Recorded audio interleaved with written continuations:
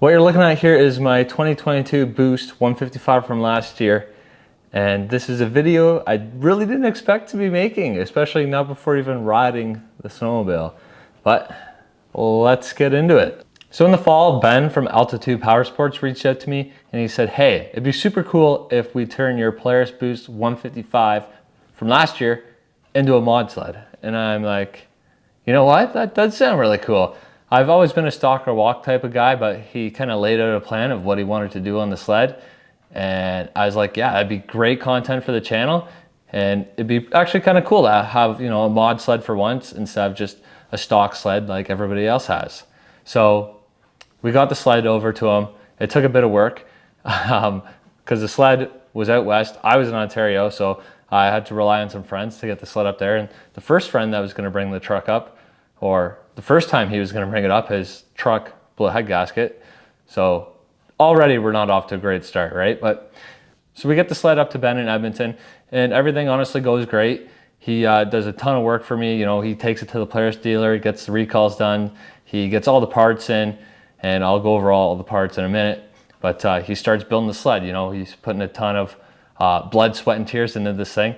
And he's actually doing all the work for free. I pay for parts. And he just wanted to see me on a really cool sled for this season. He did the exact same thing to his sled, mod-wise. And he didn't even want his name or anything at all on the sled. And I said, yeah, that's cool. I put his name on the sled anyway because he's been super generous and he's been great to work with. But let's get into what we actually did to the sled here. So the first thing on the list here is tuning. We got some flashes from Silver as well as a muffler for the sled. And we're going to be running over 200 horsepower on pump gas, which is really cool. Then he got some orange Slide Dog skis for the sled. They look really cool. I've never ran aftermarket skis. Then we got a Camso 165-inch track, which is actually the same track that the Lynx runs, so 15 inches wide with the 3-inch paddle. Then we had some Ice Age rails to go into that track. Then he put a Kurtz gear down kit in the sled. It's not really necessary to run that, but it's a good option. It's stronger and it comes with 2 belts. As well, we had to change all the clutching on the sled. I keep saying we, but it's all Ben at Altitude Powersports. Change all the clutching on the sled to get that power to the ground. Then one of the main things, of course, you see when you first look at the sled is the Deviant Ink wrap, which was gonna match my Gen 5 wrap, just orange. So it would have been super cool to have those 2 sleds lined up, matching different brands going head to head. I also forgot we put backwoods bumpers on the sled, front and rear. Then you have the sled all built, looking great. He sent me some pictures and then he sent another picture and said, hey, these Fox shocks would look great on your sled. I'm like, man, I can't really afford them right now, but it's definitely something I'd like to do. And he was just like, well, we'll put them on and when you get the money, you can pay for them. I'm like, okay, let's go ahead. That was it for the build. The sled looked great and the testing that Ben got to do on the sled, he said it worked amazing as well. So it would have been really cool to take that to amazing places, maybe put it up some shoots too with Dawson on his 165 Polaris Boost. But unfortunately, while testing, some things went wrong. Ben had the sled all built and the plan was for me to meet him out west December 15th, I think it was. And originally the plan was supposed to be, I was already supposed to be here. So it was gonna work out perfect, but I got delayed and then I was gonna fly out, but I had a terrible cough I just couldn't get rid of, so I had to cancel on him. So Ben loaded up his sled that he had just built this summer to the exact same as basically what he built my sled to, and loaded up both the sleds, went out to do some testing with a buddy. Everything was going great. The sled was running top notch, and then something terrible happened. I don't know the full story, so I'm not gonna get into it too much, but I believe the rider claims that the throttle stuck and he went into a tree. He did go to the hospital, and that was my main concern at the start was, is the rider okay? And he was in the hospital, but as far as I know, everything is okay. He did rest in the hospital for a day or two, but he's back home now and definitely sore, but no broken bones. Something really weird happened this day too, was somebody made a meme of, a guy in the canoe like floating around, and it said something along the lines of trying to ride like Muskoka Freerider, but wrote my sled off now on the way home. And then I posted a picture of the sled I rode off in 2019. I had no idea, or don't even know if it had happened yet when I posted this. And then a few hours later, I find out that the Polaris is rode off. And I'm like, whoa, that is really weird. Originally, what had happened, I talked to my friend Seb, just asked how the snow was, this and that. And then he asked me who built my boost for me. So I told him, and I asked him where he saw it. He said, well, I didn't actually see it, but you're probably gonna get a call from Ben later. He said, I think she's a little hurt. His partner was riding it and something happened, just to give you a heads up. And I just figured, you know, hit a rock or a stump or something, crumpled some A-arms, no worries. I just said, shit happens.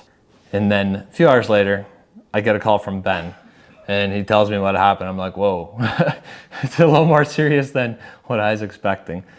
The sled is a complete write-off, without a doubt. Looking at the top, the front, you can tell the bulkhead is totally crumpled. The A-arms are like this. The jack shaft actually popped right out of the tunnel. It looks like the seat blew off. The gas tank maybe even ripped off. Bulkhead and tunnel, I'm sure, are bent and broken. So there's definitely no repairing this thing. And then came the awkward conversation of, well, what do we do?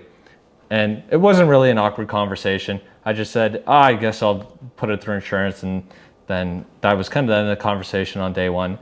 Then Ben calls me back the next day. He's like, well, we probably shouldn't do that.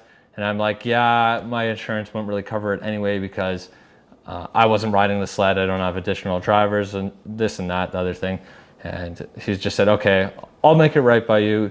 You know, I feel really bad because Ben put like a lot of work into this sled, his blood, sweat, and tears. And he was probably way more stoked to see me ride this sled than I was to ride the sled. Don't get me wrong, I was really stoked, but he's the one that built the sled. This was his baby.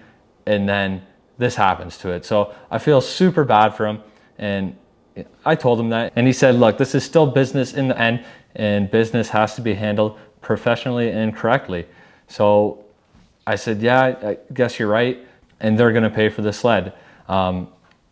It's a terrible situation for everybody. And if you guys want to go support their business, Altitude Powersports, they sell a lot of aftermarket parts and accessories. So go on their website, check them out. I'm sure they'd appreciate the support, and I'd appreciate the support for them as well. Because like I said, this is just a terrible situation for anybody. There's no two ways about it, right? But we're still going to make the best of it, like we always do. Ben was still left with this sled to try and get off the mountain. So first he called the heli companies and they couldn't do anything for a few days. So found someone else local to recover the sled off the mountain. And it turned into quite the group effort to get the sled off the mountain. As you can see in this picture, the sled is in the middle there.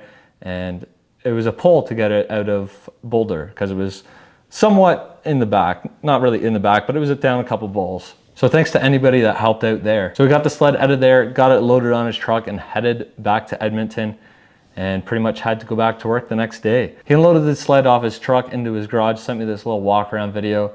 And I said, look, don't worry about anything right now. We'll figure it out in the new year. I'm not stressing about it. So just enjoy the holidays with your family.